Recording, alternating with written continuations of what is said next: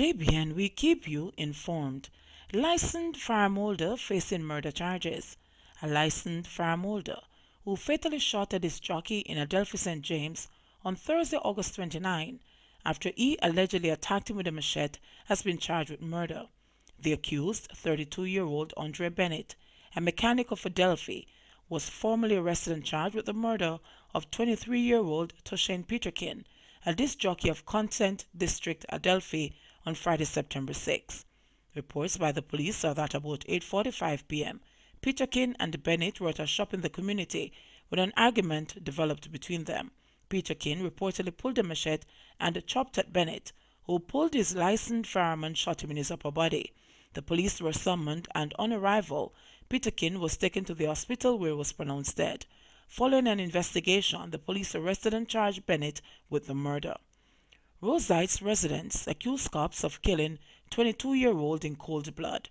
Residents of Rose Heights in St. James were in a militant mood Friday morning as they made several attempts to block the main road to protest the shooting death of a resident in an alleged confrontation with a police patrol team on Thursday night.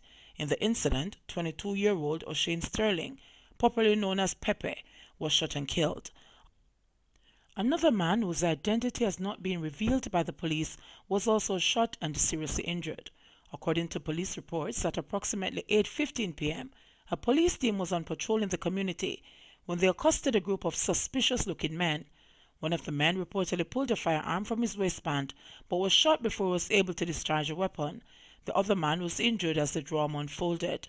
However, the angry residents say that Sterling was killed in cold blood and other residents had to flee in panic as, according to them, the police fired numerous shots at the men as they ran from the scene. The jeep drive up and the police them jump out on the youth them and start shouting, "Where the gun them the boy?" and start rough up the youth them. Then push some of the youth them in a them yard, and then we hear bawling like man I get beaten, and then we start to hear them a shoot them, the residents said. According to the residents, on realizing what was happening, the other young men started running away and they were chased by and fired at by the cops. The police them a fire a whole heap of shot. All people in them yard a look for say a war them a fire after. A wickedness a go on. And it's all because we live in a poor community. Them wouldn't do that a iron shore or a spring farm, added the resident. St. James, which is under a state of public emergency, is struggling to contain gun violence as a weapon is featured in the vast majority of the more than 90 murders committed in the parish since the start of the year.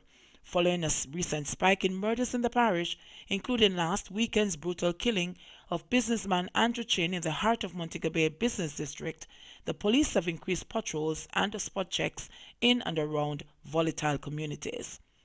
Cops arrest man who stole bag from woman in Kingston.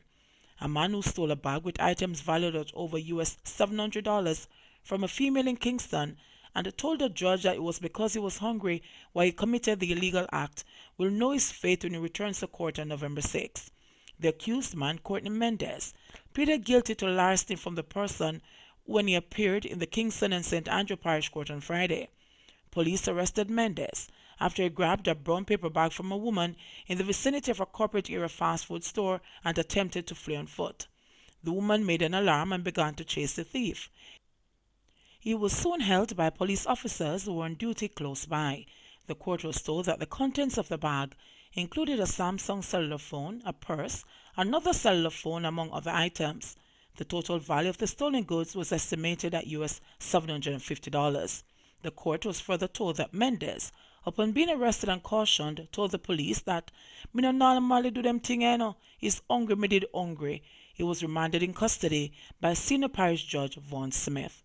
Clarendon Councillor welcomes SOE but laments its lateness. Ufel Purcell, People's National Party PNP Council for the Yorktown Division in Clarendon, has expressed disappointment that Prime Minister Andrew Holness did not implement the state of emergency that is now in effect in the parish months ago. Holness on Thursday announced states of public emergency in Clarendon and St. Catherine to address the spiraling crime rates in the parishes. Purcell, a former deputy mayor in Clarendon, said while he welcomed the government's move to impose the enhanced security measures, he felt this was little comfort to the families who have already lost loved ones in the ongoing violence that has been plaguing their communities.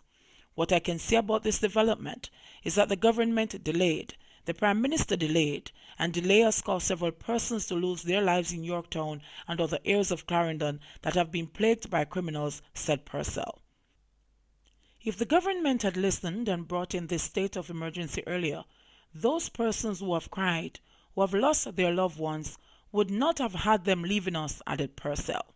Speaking at a press conference at Jamaica House on Thursday, Holness said the states of emergency in Clarendon and St. Catherine will be in effect for between 14 days and 3 months. This should come as no surprise. The last time I was here, I said that the next time I am at this podium, a state of emergency will be in Clarendon. St. Catherine is an addition to this, Holness said. 18 of 34 detained in St. Catherine SOE still in custody. Hours after the state of public emergency SOE was reinstated in St. Catherine, 34 people have been detained, 16 processed and released, while 18 remain in police custody.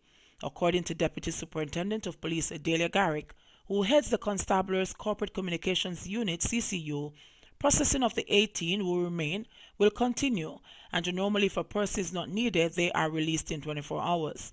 Garrick also said that the SO in St. Catherine is different this time around, as when it was previously introduced, the focus was only on specific sections of the parish. Now, as announced by Prime Minister Andrew Holness at a news conference on Thursday, the entire parish is under the SOE. So too is all of neighboring parish Clarendon. Holness said the SOEs were long overdue, but the necessary resources had to be put in place first. He said the government is cognizant that it is stretching its resources with several SOEs across the island at the same time, but the security forces have already calculated the challenges.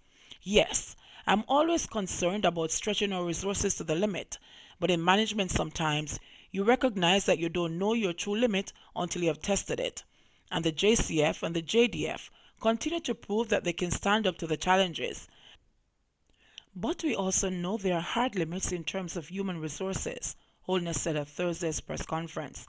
The emergency security measure will initially be for 2 weeks, after which parliamentary approval must be sought for an extension. No report have yet been received in regard to the number of people detained and released in Clarendon. 62 students receive $6 million in support from former PM's foundation. 62 students represented with scholarships from the Portia Simpson Miller Foundation on Thursday. At the annual scholarship ceremony held at the Spanish Court Hotel, former Prime Minister Portia Simpson Miller said the scholarships, amounting to almost $6 million, were a practical response to an urgent challenge. She charged recipients to use the opportunity to enhance their lives and urged them to take up the mantle of giving back even with their limited resources. This year's scholarship recipients are students pursuing tertiary education at various universities, colleges, and community colleges across the island and were chosen based on proof of need. 40 of the 62 scholarships were awarded to students from the University of the West Indies UWI and the University of Technology UTech, Jamaica. Among the awardees was Janelle Henry, a fourth-time medical student at UWI. She received one of 2 scholarships in honor of businessman Titan Samuel Eunice, who died on Sunday. Eunice was a partner of the foundation since its inception in 2010. A message Henry posted to Simpson Miller's Facebook page when she completed studies at Hampton School in St. Elizabeth was the start of a relationship that would see her receiving a financial lifeline 4 years in a row. Henry said that after posting the message, she was instructed to write a letter, and she has been reapplying since. It has had a great impact on my life. It basically covers half of my all fee each year. I come from a really poor background, but I haven't allowed that to keep me down. I knew what I wanted from a tender age, and I've been applying for scholarships since high school. I am here now because a lot of people have invested in me, said the aspiring cardiologist. Clarendon native Delano Lumonius is a second-time recipient. In first year, I had to travel from Clarendon to come to Kingston every single day. It was very stressful. This scholarship has allowed me to live on Rex Netterford Hall, the accounting student shared. He said that hall life has also provided him with the opportunity to mentor students from Augustown and the surrounding communities under the Literacy, Numeracy, Values and Attitude program. They come on Saturdays and we mentor them for 3 hours, especially because crime affects their communities. We help to foster their educational development by helping them with homework, Lumonius said. Chairman of the Foundation's Allocation Committee, Elon Beckford, said that the organization received a significant number of applications this year. Through the donorship of 21 private sector companies, they were able to increase the number of beneficiaries by 60%. It is Beckford's hope that other donors will support the nonpartisan foundation as it continues to stay true to its motto, lifting people up. Renaming of Gordontown Square in honor of Miss Lou. Gordontown Square in St. Andrew will be renamed in honor of the late cultural icon Louis Bennett Coverley at a special ceremony in the square today, Sunday, September 8, beginning at 5 p.m. Prime Minister Andrew Holness is expected to deliver the keynote address at the event. Minister of Culture, Gender, Entertainment and Sport Olivia Babsy-Grange, Member of Parliament for East Road St. Andrew Juliet Holness, representatives of the Kingston and St. Andrew Municipal Corporation KSAMC, as well as relatives of Miss Lou, will be among the officials in attendance. Born on September 7, 1919, Miss Lou passed away on July 26, 2006 in Canada and was buried at the National Heroes Park. Work at the Gordon Town Square began last year when the KSAMC partnered with the Culture Ministry to erect a statue of Miss Lou. The statue, done by noted sculptor Basil Watson, was unveiled by Holness on September 7, 2018, Miss Lou's birthday.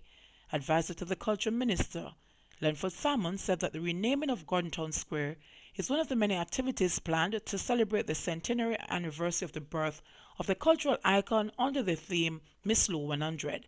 Symbolically, we're going to have 100 days of observances, which started on September 1 with a church service at the Coke Methodist Church, East Parade in Kingston, which held a special place for Miss Lou, he said. It was at the church that Miss Lou, at the age of 17, made her first public appearance, reciting a Jamaican dialect poem she had written. JBN, we keep you informed. Please remember to like, subscribe, share, leave us a comment, and click the notification bell to receive our daily news items.